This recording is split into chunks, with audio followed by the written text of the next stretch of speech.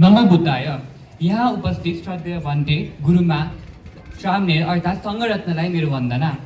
त्यसै गरी यस सभाका सभापतिज्यू, प्रमुख अतिथि, निर्णायक मण्डल, प्रतिस्पर्धी मित्रहरू र यहाँ उपस्थित सम्पूर्ण महानुभावहरूमा म दीपावती परियुक्ति केन्द्रबाट आर्यन भुचीकोटीको नम्र अभिवादन।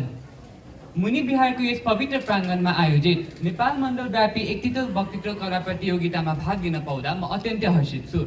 आज मेरो विषय रहेको छ बुद्ध धर्म अनुसार पञ्चबली। पञ्चबली भनेको 5 प्रकारको बलि हो। बुद्ध शिक्षाको पहुँच नभएको समाजमा बलि भन्ने बित्तिकै पशुहिंसा भनी बुझिदिन्छ। हिंसालाई पुण्य मान्ने हिन्दू धर्मको एक वर्ग पूजा अनुष्ठानका नाममा मठ मन्दिरहरूमा गरिने पशु बलिलाई यति व्याप्त बनाएको छ कि आम भाषामा बलि र पशु हिंसा एकअर्काको पर्यावची बन्न पुग्यो। अझ पञ्चबली भनी 5 प्रकारको जनावरहरू कुखुरा, हाँस, रागा, खसी, बोकालाई मारिँदै आएको चलन देख्न सकिन्छ। यसरी इतिहासका ती कालखण्डदेखि अहिलेसम्म पनि राज्यस्तरबाटै बाध्यकारी बनाएको पशु बलिलाई अहिले पनि राज्यस्तरबाटै सांस्कृतिक संरक्षणका नाममा प्रशय पाउँदै आएको देख्न सकिन्छ। पूर्व वैदिक कालदेखि भगवान बुद्धले पञ्चबलीको विभिन्न गाथाहरूमा प्रयोग गर्नुभएको छ। तर दुःखको कुरा महाभगवान जन्मेको नेपालमा पनि त पशु बलि व्याप्त छ। दशौं हजारौं जनावरहरू मारी रगतको खोला बढाउने गर्मीमै पर्व त हामी सबैलाई यथावत नै त छैन र। यसै परिप्रेक्ष्यमा विडम्बना त त्यहाँ आउँछ जब एक वज्राचार्य गुरुले नै नमो धर्माय, नमो बुद्धाय, नमो धर्माय भनी एक कलिलो बाछाको मार्ने सङ्कल्प गरिरहँदा नेपालमा पशु बलि कतिको कहाली लाग्दो अवस्थामा पुगेको छ भन्ने कुरा थाहा पाउन सकिन्छ। यसै परिप्रेक्ष्यमा बुद्ध धर्ममा पञ्चबलीको अभ्यास छ कि छैन? छ भने पञ्चबली भनेको ठ्याक्कै के चाहिँ रहेछ त भन्ने कुराको चर्चा गर्न अत्यन्तै सान्दर्भिक लाग्यो। वैशालीमा सङ्कटको समयमा भगवान बुद्धले देवताहरूलाई मनुष्यहरूले बलि प्रदान गर्ने भएका कारण देवताहरूले मनुष्यहरूको सुरक्षा गर्नु भन्ने प्रसङ्गमा राखिएको हो। रत्नसूत्रमा उल्लेख भए अनुसार भगवान बुद्धले देवताहरूले सदैव बलि प्राप्त गर्ने भएका कारण मनुष्यहरूको रक्षा गर्नु भन्ने प्रसङ्गमा राखिएको हो। बौद्ध धर्ममा पशु हिंसाको कुनै पनि स्थान दिएकै छैन र यो कुरामा हामी स्पष्ट हुनै पर्दछ। पट्ट कम्म सुत्तमा उल्लेख भए अनुसार पुनः चपरङ गहपति अय सावको उत्थान वीर्याधि गतेहि भोगेहि बहाबल परिचितेहि सेदावखित्तेहि धम्मिकेहि धम्मलद्देहि पञ्चबलिं कत्ता होति ज्ञातबलिं अतिथि बलिं उपपेतबलिं राजबलिं देवताबलिं इदमस्स तत्यं थानगतं कत्ता होति पत्तगतं आयतन सुपरिभूतं। अर्थात् हे गृहपति, आर्य श्रावकले उत्साहपूर्वक बाहाबल लगाई पसिना लगाई धर्मपूर्वक आर्जित गरेको सम्पत्तिबाट पञ्चबली कर्म गर्दछ। आर्जित सम्पत्ति परिभोग गर्ने यो तेस्रो कर्तव्य हो भनी उल्लेख भएको छ। यहाँ पञ्चबलीको संक्षिप्त व्याख्या यस प्रकार रहेको छ।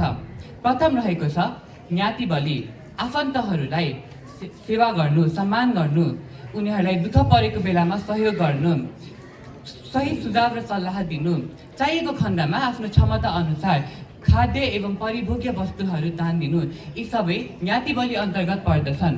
भगवान बुद्धले यसको व्याख्या मङ्गलसूत्रमा पनि गर्नुभएको छ। दानञ्च धम्मचर्यञ्च ज्ञातकानञ्च सङ्गहो अन्नवज्जानि कम्मानि एतं मङ्गलमुत्तमं। यहाँ ज्ञातकानञ्च सङ्गहो भनी ज्ञातिहरूलाई सङ्ग्रह गर्नु अत्यन्त उत्तम मङ्गल हो भनेर भगवानले उल्लेख गर्नुभएको छ। दोस्रो रहेको छ अतिथि बलि। घरमा आउने पाहुनाहरू चाहे उनीहरू आगन्तुक किन नहुन्, अपरिचित व्यक्ति नै किन नहुन्, उनीहरूलाई प्रेम, सम्मान र करुणाका साथ आदरपूर्वक सत्कार गर्नु, उनीहरूलाई खाद्य व्यवस्था गरिदिनु, वासस्थान दिनु, यी सबै अतिथि बलि अन्तर्गत पर्दछ। तेस्रो रहेको छ उपपेत बलि। दिवंगत पुर्खाहरू जुनैसुकै गतिमा भए पनि उनीहरूलाई सदा सुख र कल्याण होस् भन्ने कामनाका साथ उपपेत बलि गरिन्छ। यसका लागि धूप, लट्टा कपडा, तोर्मा आदि इत्यादि जस्ता बलि योग्य वस्तुहरू अर्पण गरिन्छ। यसका लागि 2 मुख्य उपायहरू छन्। प्रथम रहेको छ प्रत्यक्ष अर्पण। प्रत्यक्ष अर्पणमा मृतकको समाधिस्थल अथवा स्मारकमै गई त्यहाँ बलियोग्य वस्तुहरू राखिदिनु। दानुशोनी सूत्रमा उल्लेख भए अनुसार प्रेत गतिमा भएको दिवंगतहरूले मात्र यस्तो बलियोग्य सामानहरू लिन सक्छन्। सिगालोबाद सुत्त र तिरकुट्ट सुत्तमा पनि यसको उल्लेख भएको पाउन सकिन्छ। दोस्रो, सङ्घलाई दान गरी त्यहाँबाट सञ्चित भएको पुण्यलाई दान गर्ने, अर्थात् पुण्य क्षेत्रमा रहेको सङ्घलाई दान गरी त्यहाँबाट आर्जित पुण्यलाई प्रेत गतिमा दान गर्ने। यो 10 पुण्य क्रियामध्ये एउटा भएको कारण प्रेत गतिमा मात्र नभइकन पत्तीदान गर्ने व्यक्तिलाई पनि फाइदाजनक हुन जान्छ। चतुर्थ रहेको छ राजबलि। प्रशासन प्रणाली, सार्वजनिक सेवा, न्याय प्रणाली यी राज्यले सुविधा दिने सबै सुविधाहरूको खर्च बेहोर्नका लागि राज्यले तोकिएको कर तिर्नु नै राजबलि अन्तर्गत पर्दछ।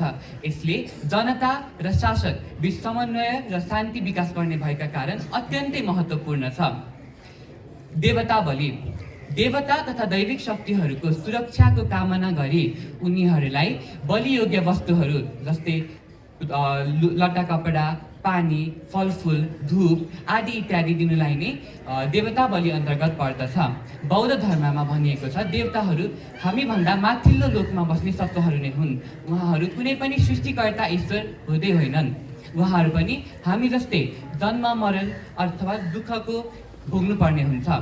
अन्त्यमा सम्यक दृष्टिले हेर्ने हो भने बुद्ध धर्ममा पञ्चबलि र पशुबलिको कुनै पनि लेनदेन छैन। पानातिपाता वेरमणि शिक्षापदम समाधियामी भनी सङ्कल्प गरिरहने सम्पूर्ण बुद्ध न्यायीहरूले यो कुरामा स्पष्ट हुनै पर्दछ, कहिले पनि भ्रममा पर्नु हुँदैन।